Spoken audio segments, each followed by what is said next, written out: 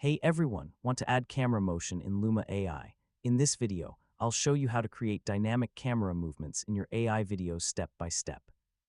First, open the Luma AI website and sign in to your account. Start a new project using *** text to video * or image to video **. Next, write your prompt and describe the scene you want to create.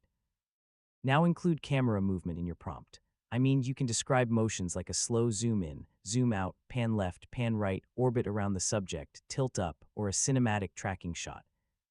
If camera controls are available, adjust the motion settings to match the style you're aiming for.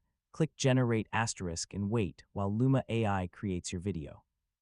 Once it's ready, preview the result and see how the camera movement looks. If needed, refine your prompt to make the motion smoother or more dramatic.